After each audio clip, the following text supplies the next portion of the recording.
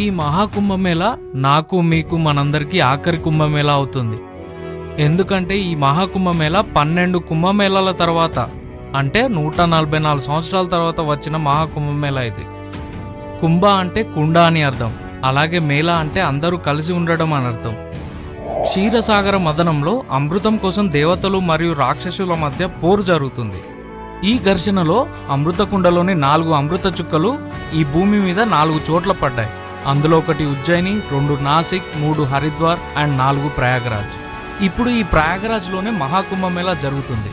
కుంభమేళాలు ఎన్నో రకాలు ఉన్నాయి. అందులో మొదటిది మాఘమేళా. ఇది ప్రతి సంవత్సరం మాఘమాసంలో జరుగుతుంది. అండ్ దీని తర్వాత ప్రతి 3 సంవత్సరాలకు వచ్చేది కుంభమేళా. ఇది ఉజ్జయిన్, నాసిక్, హరిద్వార్ మరియు ప్రయాగరాజ్లోని ఏదో ఒక ప్రాంతంలో జరుగుతుంది. ఇది ఎలా డిసైడ్ చేస్తారంటే జూపిటర్ ఇంకా మూన్ అండ్ సన్ ఒకే లైన్లో అలైన్ అయి ఉన్నప్పుడు ఇది జరుగుతుంది. ఆ తర్వాత వచ్చేది అర్ధ కుంభమేళా. ఇది ప్రతి 6 సంవత్సరాలకు ఒకసారి ప్రయాగరాజ్ ఆర్ హరిద్వార్లో మాత్రమే జరుగుద్ది.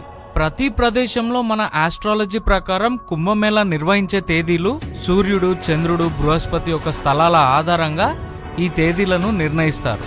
ఇంకా నెక్స్ట్ జరిగేది పూర్ణ కుంభమేళా. ఇది ప్రతి 12 సంవత్సరాలకు ఒకసారి సూర్యుడు, బృహస్పతి ఉన్న రాసులు అండ్ చంద్రుడు ఉన్న నక్షత్రాన్ని బట్టి జరుగుతుంది. ప్రతి చోట ఈ రాసులు, నక్షత్రాలు ఆధారంగానే కుంభమేళా ప్రాంతాన్ని డిసైడ్ చేస్తారు. అండ్ ఫైనల్గా ఇప్పుడు జరిగేదే మహాకుంభమేళా. ఇది 4 ప్లానెట్స్ కి సంబంధించి ఉంటుంది.